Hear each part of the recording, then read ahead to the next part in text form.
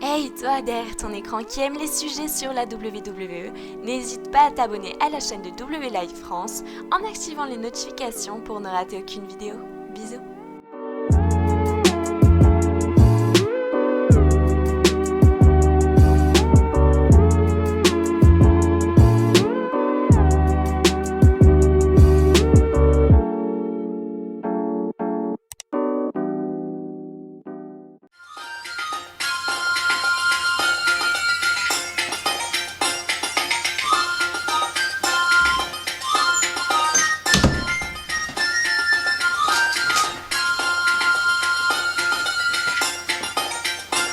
Je suis bouillant pour faire la review de SmackDown aujourd'hui.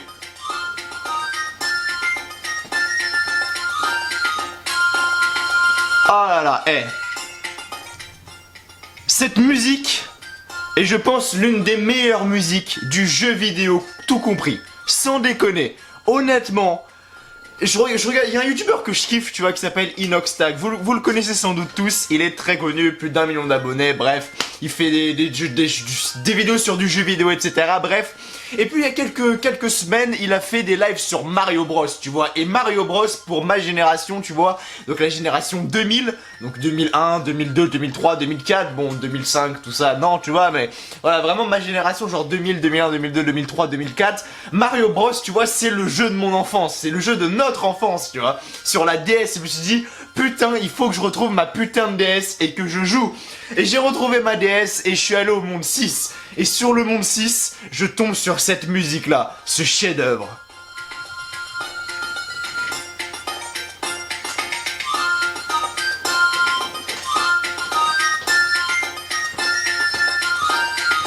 À mon mariage, je mets ça à la tête de ma mère.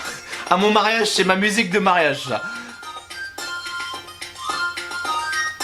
Que de souvenirs. Ah putain, je suis refait.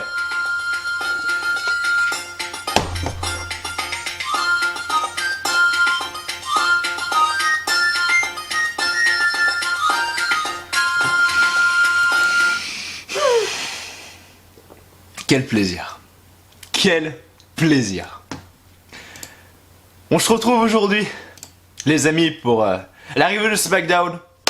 Je sais pas quelle heure il est, pour vous dire la vérité, peut-être qu'il est 21h, 22h à l'heure où sort cette vidéo, parce que j'en ai pas la plus d'allemand idée, étant donné qu'il est hyper tard. J'enregistre cette vidéo, enfin hyper tard, j'enregistre cette vidéo plus tard que d'habitude. Il est actuellement 14h31, les amis, et je viens de me lever il y a à peine 1 heure, tu vois, parce que hier, je suis en train de travailler sur la prochaine vidéo de la chaîne secondaire, les amis.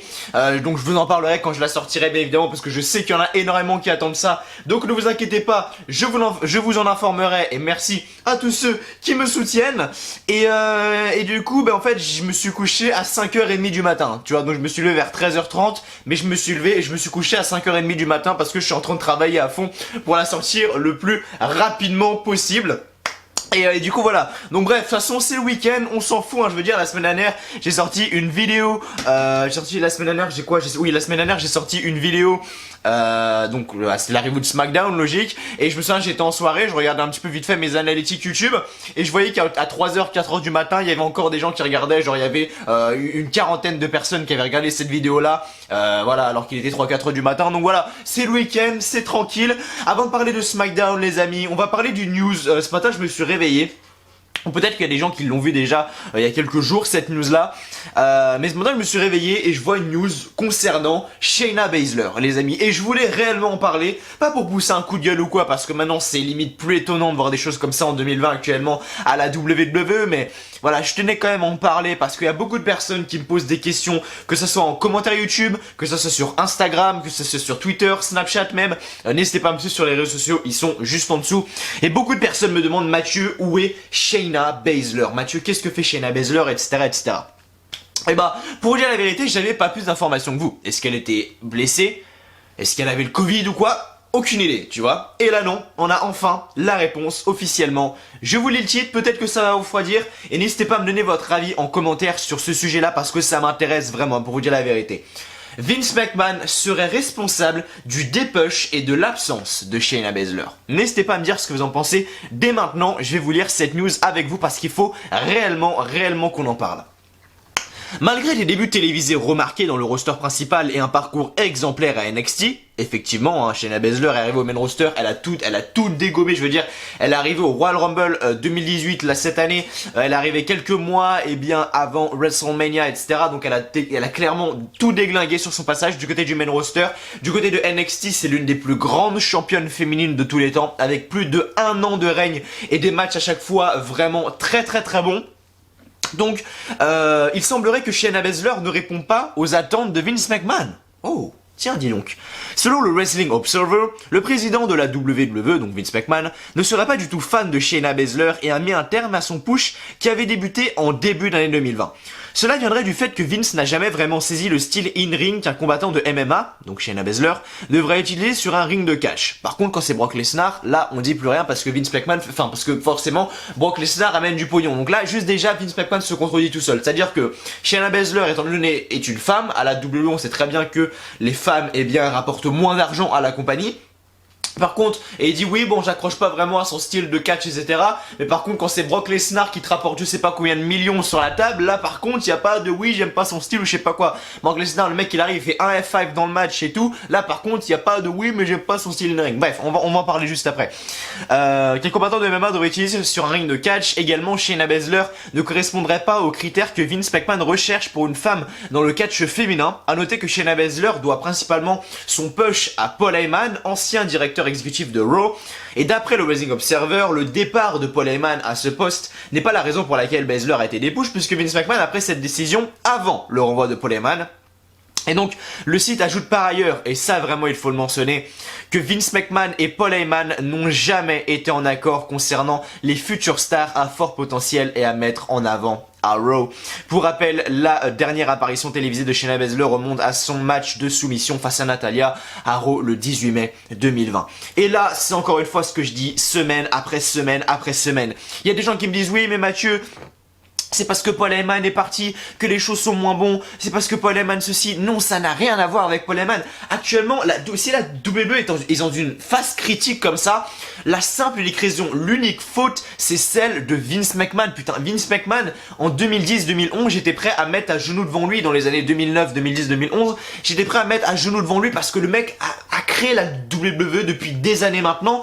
Et je veux dire, il a toujours fait un taf monstrueux. Mais là, le mec arrive près des 80 ans. Il a plus la tête pour gérer une entreprise comme la veut, putain de merde. Et c'est incroyable de pas comprendre ça encore. Il y a des gens qui me disent oui Mathieu c'est parce que Paul Heyman, ça n'a rien à voir. Vince McMahon peut recruter Vince McMahon peut recruter le meilleur scénariste de tous les temps. Vince McMahon peut recruter le meilleur scénariste de tous les temps, étant donné que c'est lui qui a le dernier mot, ça sera toujours lui qui prendra les décisions. Et il faut arrêter de se voiler la face à se dire oui mais c'est parce que lui il est plus là, c'est parce que les bookers ils bookent mal, c'est parce que non, c'est parce que Vince McMahon c'est lui qui choisit. Et il y avait même une interview qui est sortie il y a quelques années maintenant d'un ancien booker de la WWE qui disait que justement eh bien les storylines, et ça je le dis, je l'ai dit souvent dans mes vidéos, vous allez dire oui Mathieu tu te répètes, mais oui j'ai besoin de le dire parce que vous savez pas le nombre de commentaires, le nombre de messages que je reçois où les gens me disent mais non c'est pas de la faute de Vince McMahon. Et attendez, il y a quelques années il y a un ancien booker de la WWE qui était en interview, donc le mec il a rien à se reprocher, le mec a été viré, et il disait justement qu'une fois il y avait un booker, un officiel, un scénariste, appelez ça comme vous voulez, qui allait voir Vince McMahon pour lui donner son idée pour une storyline. Il n'a pas donné le nom de la storyline. Et Vince McMahon a regardé le papier, il l'a regardé, il l'a déchiré, il a viré le mec quelques minutes après.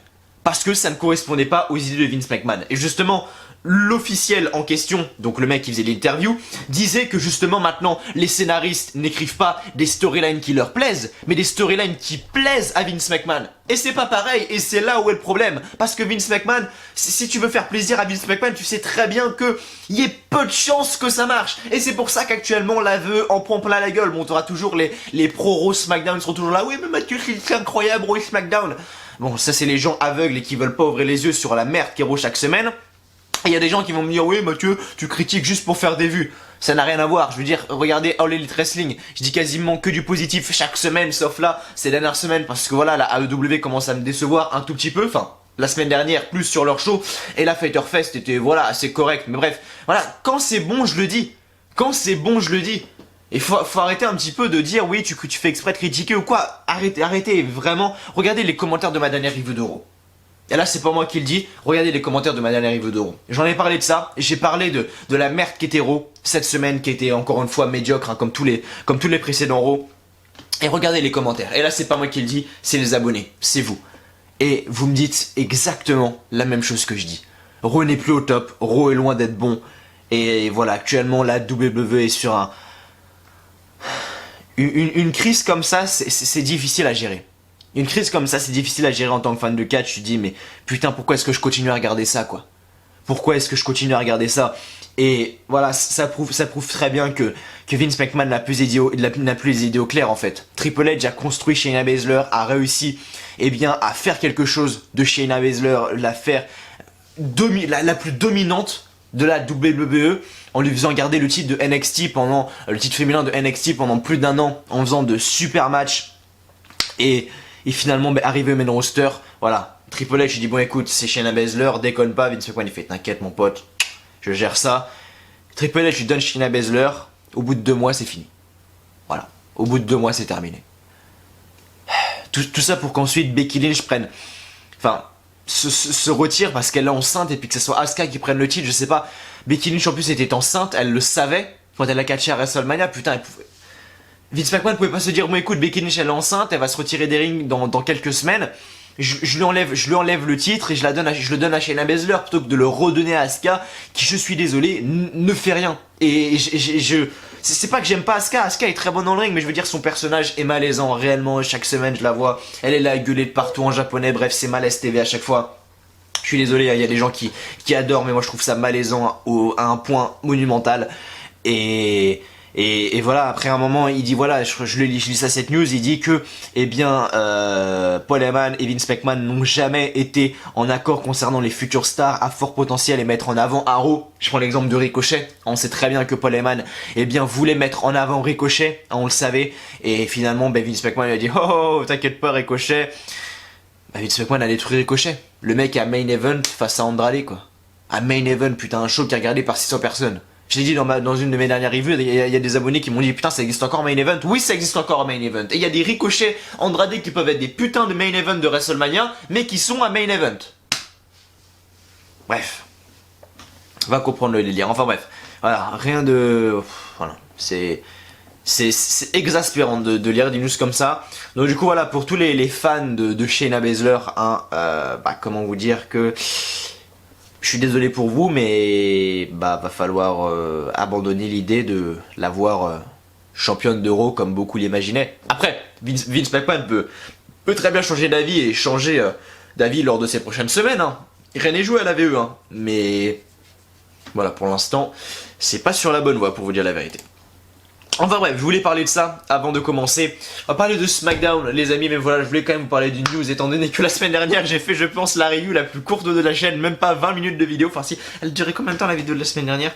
Juste que je rigole, de WLA France, my channel, videos... Voilà, 19 minutes 49. La review de la semaine dernière n'a même pas duré 20 minutes. C'est la review la plus courte de la chaîne, les amis. Et c'est la review la plus courte de la chaîne. Et en fait, c'est parce que la semaine dernière, c'était plus un show dédié à l'Undertaker machin, mais c'est juste que SmackDown, en fait, ne produit pas de bonnes choses. Il y a des petites choses qui sont assez cool du côté de SmackDown, je vais pas vous mentir. Mais voilà, c'est pas non plus c'est pas non plus le top, quoi, tu vois. C'est pas non plus le must du must du must. Non, réellement c'est pas ça. Il y a des bonnes petites choses pour vous dire la vérité. La storyline entre Matt Riddle et AJ Styles, voilà pour vous dire la vérité, parce que pour le moment Matt Riddle est un peu écarté de la course au titre. Mais je pense que ça va arriver très vite, hein, parce que ce soir il fait face à John Morrison. Alors on pensait qu'on allait avoir un Matt Riddle contre King Corbin. Alors ça également, j'ai vu une news qui circulait comme quoi King Corbin ne voulait pas être en storyline avec Matt Riddle parce que il voulait d'abord qu'il fasse ses preuves, etc. Alors je sais pas si c'était un work ou si King Corbin le pensait vraiment. C'est-à-dire que King Corbin a réellement dit qu'il voulait pas être dans la storyline de Matt Riddle parce que Matt Riddle n'avait pour le moment rien prouvé au main roster et que ça le gênait en fait d'être avec Matt Riddle. Alors je sais pas si c'était un work ou si il l'a pensé sincèrement. King Corbin, j'en ai aucune idée. Mais bref, en tout cas, les officiels, peu importe ce qu'il dit, les officiels, ils l'ont foutu là-dedans. Donc on a eu Matt Riddle face à John Morrison. Et pour commencer le show, très bon match pour vous dire la vérité, entre Matt Riddle et John Morrison, avec un roll-up à la fin réalisé par Matt Riddle. Parce que, voilà, c'est pour pas décrédibiliser John Morrison, tout simplement. Je pense que John Morrison nous a quand même des plans pour lui, des plans autres que être champion par équipe de SmackDown, par exemple. Mais voilà, donc Matt Riddle gagne le match, et puis juste après le match, justement, on a Matt Riddle qui célèbre, etc. Juste derrière, on a le champion intercontinental AJ Styles qui arrive, et boum, qui lui met un gros coup d'avant-bras juste derrière la nuque comme ça. Donc voilà, la storyline se construit petit à petit entre AJ Styles et Matt Riddle. Et juste après, du coup, on a eu le match entre AJ Styles et Drew Gulak. Bon, là, un match qui n'était pas si passionnant que ça, hein. Voilà, on connaissait le gagnant. En plus, je veux dire, quand tu fais des matchs comme ça, lambda, SmackDown, avec presque zéro concurrence, tu sais très bien que mais ça n'arrivera pas, hein. AJ Styles, je le voyais mal perdre face à Drew Gulak, alors que le mec a gagné le titre intercontinental il y a 2 semaines maintenant. Donc voilà, rien de spécial juste ici. On a eu un moment malaise dans la promo de Sasha Banks et Bayley. Hein, je veux dire, Bayley qui imite l'Undertaker, c'est absolument à éviter, arrêtez, s'il vous plaît. Voilà, après ça nous a quand même donné lieu à un match entre Alexa Bliss face à Bayley, justement. On a vu Sasha Banks avec le titre féminin autour de la taille. C'est vrai que ça a pas mal de flow quand même. J'avoue que Sasha Banks avec le titre féminin de SmackDown, qu'elle n'a jamais gagné il me semble d'ailleurs, j'avoue que c'est pas mal. Et j'aimerais bien voir Sasha Banks championne féminine de SmackDown, pour dire la vérité. Une bonne petite Sasha Hill là, face à Bayley, bonne petite rivalité. Mais du coup pour l'instant ça n'a pas l'air d'être ça, hein. Ça a l'air d'être de continuer entre Alexa Bliss et Nick Cross. Alors déjà ça n'a absolument aucun sens, étant donné que la semaine dernière on a un Fatal 4-Way pour savoir non c'était pas la semaine dernière, c'était la semaine dernière, pour savoir qui allait affronter Bayley du côté de Extreme Rules. C'est Nikki Cross qui a gagné le match il me semble, c'est Nick Cross qui a gagné le match. Et donc là on a Alexa Bliss face à Bayley, donc ok. Donc la semaine dernière donc c'est Nick Cross qui gagne le match, donc Nick Cross fera face à Bayley du côté de Extreme Rules. Et je veux dire, il y avait Alexa Bliss et Nick Cross dans le même ring la semaine dernière, et Nick Cross a essayé de baiser Alexa Bliss en lui faisant un petit paquet, en essayant de le voler le match pour devenir la challengeuse. Et justement, et là non, elles arrivent comme ça, tout va bien, en mode souriant, machin. Je sais pas, Alexa Bliss, oh, rebelle-toi un peu, je sais pas, fais quelque chose. Je sais pas, il y a... Ça sent la trahison dans l'air, mais je sais pas. Ou alors il continue comme ça, ni vu ni connu, mais alors c'est une putain de mauvaise idée. Je sais pas, mais en tout cas on a eu un moment très gênant. On a eu un match les 3 Alexa Bliss et Bayley. Voilà, ça pourrait être un super match féminin, mais non, ils te le foutent comme ça du côté de SmackDown. Bon, ok. Bayley gagne ce match par disqualification, car Nick Cross l'a attaqué à la fin. On a eu Kofi Kingston face à Shinsuke Nakamura. Shinsuke Nakamura a gagné le match. Bon, ok. Est-ce que ça va mener Cesaro et Shinsuke vers les titres par équipe? J'en ai pas la putain de moindre idée pour le moment. Après, voilà, ça peut être sympathique. Ça peut être sympathique. Voilà, Shinsuke Nakamura. Ça peut être sympathique, oui et non. Parce que bon, Cesaro a déjà été champion par équipe de nombreuses fois. Mais bon, ça c'est pas grave. Mais Shinsuke Nakamura, ça me fait. En fait, je serais content pour lui vu son utilisation actuellement. Mais je serais dégoûté parce que, vu le potentiel qu'il a, le mec n'a pas à être champion par équipe. Surtout avec Cesaro, quoi. Je veux dire, ils ont rien à faire ensemble. Cesaro et Shinsuke Nakamura n'ont rien à faire ensemble. Il y a aucune alchimie, sans déconner. Tu fous un putain de Suisse chauve à côté d'un putain de Japonais, quoi. Voilà l'alchimie des deux qui n'a rien à voir, tu vois. Et quand je parle d'alchimie, je prends par exemple l'équipe d'Euro entre Andrade, Angel Garza et Zelina Vega. Par exemple, ces trois-là ont de l'alchimie parce que les trois sont latinos, etc. Bref, eux ont de l'alchimie, tu vois, parce que tu sens que c'est un vrai clan. Par contre, Nakamura, Cesaro, dès que tu les vois à côté, tu te dis mais pourquoi ils sont en équipe? Qu'est-ce qu'ils ont à faire ensemble? Les deux sont... En fait, c'est l'inverse opposé, tu vois. T'as un Suisse chauve d'un côté et de l'autre, t'as un putain de Japonais. Va comprendre. Enfin bref. Donc il y a ça. On nous a montré également un extrait du match qu'il va y avoir entre Braun Strowman et Bray Wyatt. Donc j'ai vraiment hâte de voir ça. Et puis après, pour clôturer le show, hein, pour clôturer la soirée, bien évidemment, le segment avec Jeff Hardy.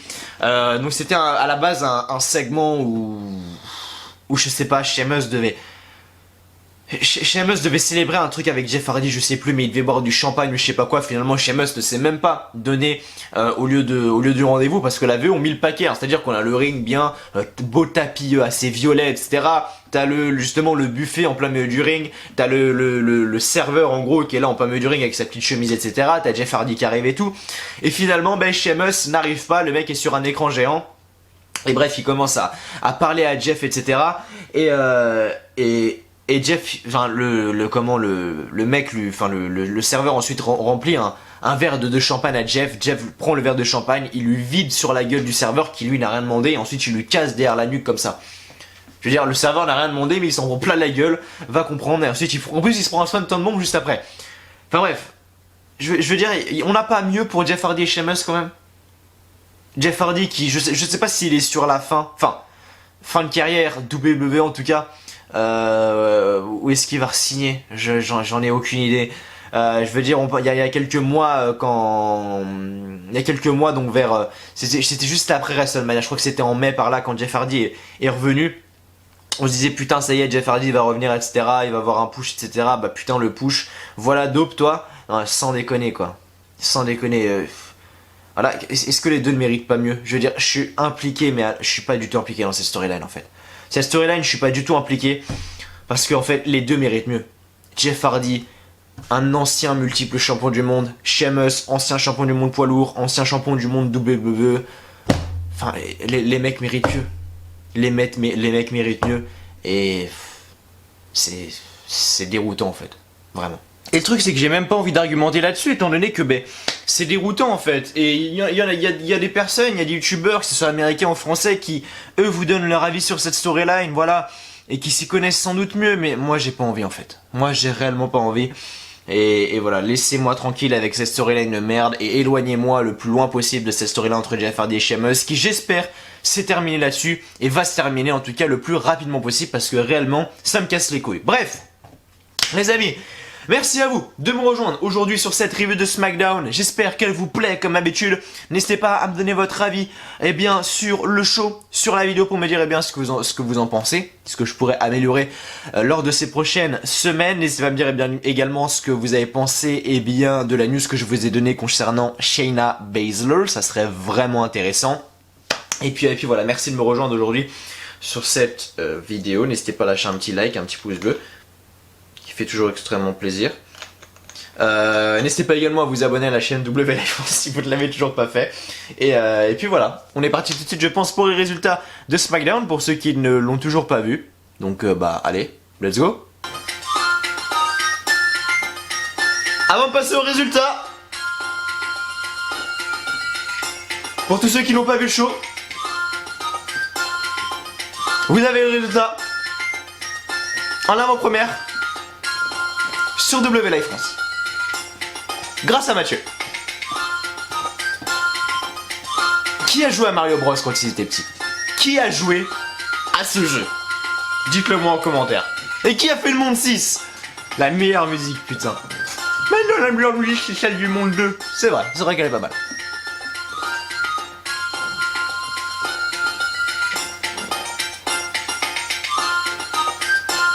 J'adore. Et cette vidéo là, elle a fait combien? Ah non, 25 000 vues, je croyais qu'elle avait fait 257 000 vues, j'allais dire putain. Oh my god man. Putain. Oh là là, putain, cette musique me met de bonne ambiance. Je finis les résultats, je fais le montage, je mets cette musique à fond, je danse, et je travaille sur ma vidéo de la chaîne secondaire. Et je upload bien évidemment l'arrivée de SmackDown dans la soirée. De toute façon, peu importe. Alors que je la sors, vous la regarderez. Que ce soit même 21h, 22h, 23h. La semaine dernière, en plus, j'étais choqué parce que j'étais en soirée et tout. Et à un moment, je me faisais chier, je regarde mon phone. Et je regarde, putain, je me dis, bon, vas-y, je vais regarder les vues de la dernière vidéo, ces dernières 60 minutes, parce que sur le téléphone, sur YouTube Studio, pour ceux qui connaissent, on peut voir le nombre de vues qu'on a fait ces 60 dernières minutes et ces dernières 48 heures. Et je regarde les dernières, c'était entre 3h et 4h du matin, et je regarde et je fais putain, plus de 60, il y a 60 personnes qui sont encore là à regarder ma review de SmackDown. Putain, j'étais En mode, vous dormez pas les gars? Bah non, vous dormez pas, vous préférez regarder Mathieu, évidemment. Non, merci à vous. Vous êtes les boss. Bref, allez.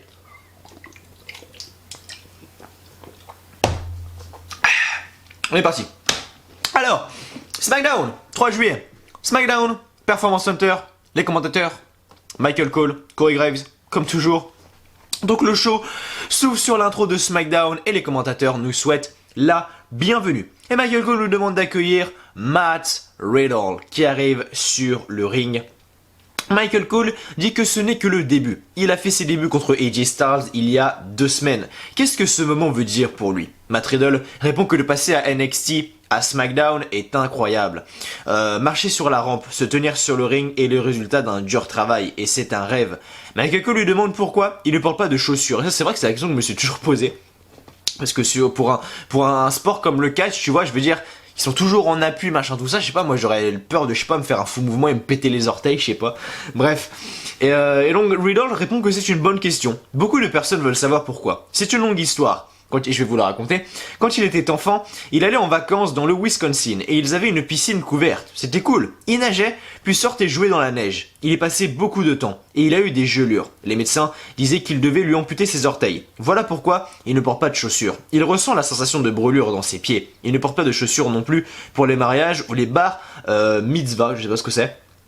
Et Michael Cole veut poser une autre question, mais King Corbin arrive sur le ring. Et King Corbin dit qu'il aurait pu sauver du temps à tout le monde et dire qu'il ne portait pas de chaussures car il était juste idiot quand il était jeune. C'est pas faux. Et donc, Corbin c'est vraiment un grand malade. Et l'idée de se tenir prêt pour un match n'importe quand, il a besoin d'apprendre le respect. Et Riddle se chauffe, mais Corbin dit que son adversaire est John Morrison et ce dernier arrive sur le ring accompagné du Miz bien évidemment et donc premier match de la soirée, Matt Riddle face à John Morrison qui était accompagné du Miz et de King Corbin. Donc à la fin du match on a le Miz et King Corbin qui tentent d'intervenir mais Matt Riddle les repousse. Et Morrison en profite pour faire un roll-up, mais Matt Riddle se dégage pour lui faire un roll-up à son tour pour la victoire. Donc Matt Riddle gagnant de ce match. Et à la fin donc, Matt Riddle va sur la scène pour célébrer. Mais AJ Styles arrive derrière et lui attaque et lui met un gros coup d'avant-bras derrière le crâne. Et Drew Gulak arrive à son tour pour attaquer AJ Styles et les officiels arrivent pour les séparer. Ce qui nous donne lieu directement au match d'après pour le championnat intercontinental. AJ Styles face à Drew Gulak.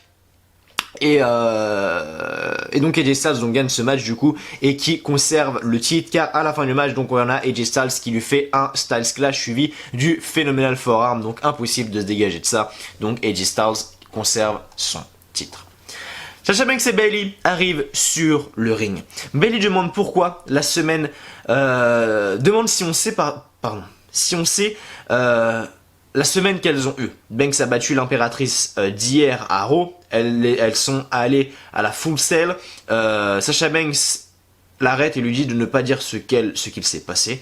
Bayley dit qu'elles sont maintenant à SmackDown. Elles sont à tous les shows et personne ne les respecte. Une personne a du respect pour elles et c'est l'Undertaker. Ce dernier les a appelées au téléphone. Bayley imite l'Undertaker. Malaise TV, et dit que Banks et elle redéfinissent ce que veut dire être championne. Il est impatient de les voir gagner leur match à Extreme Rules. Il a exigé que la WWE leur rende hommage. Bayley demande qui peut refuser un souhait de l'Undertaker. Une vidéo sur Bayley et Sasha Banks est donc diffusée et Bayley et Sasha Banks chantent Thank you Sasha, thank you Bayley. Mais Alexa Bliss et Nikki Cross arrive. Et Alexa Bliss dit qu'elle peut prendre le titre féminin de SmackDown pour devenir championne n'importe où et n'importe quand. Bayley et Banks donc rigolent et dit que Bliss met un coup de poing à Bayley. Banks dit qu'elles vont lui donner un avant-goût de ce qu'il va se passer à Extreme Rules et Bliss accepte le défi d'affronter Bayley. Donc ce match a lieu entre Alexa Bliss et Bayley. Et donc Bayley gagne par disqualification car à la fin du match on a Nikki Cross qui s'attaque à Sasha Banks à l'extérieur du ring et Bayley s'approche d'elle mais Nikki Cross l'attaque et donc l'arbitre arrête le combat. Et ça c'est également un motif peut-être de séparation pour la suite également parce que voilà c'était peut-être pas pour le titre ou quoi mais Alexa Bliss avait quand même son moment face à Bayley et Bayley a gagné grâce ou à cause plutôt de Nikki Cross, donc c'est peut-être un motif de plus pour la future séparation entre Bayley et Nikki Cross, à voir. Ensuite, match par équipe, Kofi Kingston face à Shinsuke Nakamura. Donc Kofi Kingston qui était accompagné de Biggie et Shinsuke Nakamura qui était accompagné donc de Cesaro. Et donc à la fin du match, on a Kofi Kingston qui tente son Trouble in Paradise sur Shinsuke Nakamura. Mais ce dernier l'évite et lui fait son Kinshasa pour la victoire par tombée. Donc Shinsuke Nakamura gagne ce match. Et enfin du coup, dernier segment du show, on a Jeff Hardy qui arrive sur le ring sur lequel est située une table pour le toast de Sheamus. Hardy dit qu'il est ici, que Sheamus vienne, il l'attend. Et on retrouve Sheamus à son bar sur l'écran géant. Il veut dire plusieurs choses avant le toast. Il voulait lui donner un espace personnel. Ça a dû lui faire du bien de rendre hommage à Undertaker la semaine dernière. Il cherche une solution miracle. Il retombera dans ce cercle vicieux. Il a un problème. Pas le problème de drogue ou l'alcool qui lui coûte tellement, mais le fait de faire face à la réalité. Et Jeff Hardy dit que Sheamus doit être la personne la plus malade qu'il ait jamais rencontrée. Est-ce drôle de rigoler des problèmes de Jeff et du même problème que traversent d'autres personnes tous les jours? Est-ce drôle de rigoler de ses problèmes de famille? Sheamus dit qu'il est là pour l'aider, pas pour le blesser. Jeff Hardy n'a plus besoin de mentir. Il sait que Hardy aimerait foncer. C'est pour ça qu'il a amené un barman pour l'aider. Et le barman lui remplit un verre de champagne et Sheamus l'encourage à boire et Jeff Hardy prend le verre, mais le renverse sur le barman puis lui éclate le verre dans la tête. Et avant de lui faire sa Swanton Bomb et le show se termine ainsi. Donc c'était pas glorieux pour cette fin de show et j'ai même pas envie d'en parler parce que réellement ça me dégoûte. Enfin bref, merci à vous d'avoir regardé cette vidéo les amis. Cette review de SmackDown, j'allais dire review de Raw mais non, cette review de SmackDown, merci à vous de l'avoir suivi, j'espère qu'elle vous aura plu comme toujours. Si c'est le cas, avant de partir, n'oubliez pas de mettre un petit like, un petit pouce bleu qui fait toujours extrêmement plaisir, de vous abonner à la chaîne WWE Live France et on se retrouve bien lundi les amis, donc après-demain pour la vidéo pronostic de AEW Fighter Fest Soir 2. D'ici là, portez-vous bien, je vous souhaite à tous une très bonne journée, une très bonne soirée, que du bonheur, que des bonnes choses et je vous dis à lundi pour la vidéo pronostic de Fighter Fest. Allez, seul à tous encore une fois, merci à vous.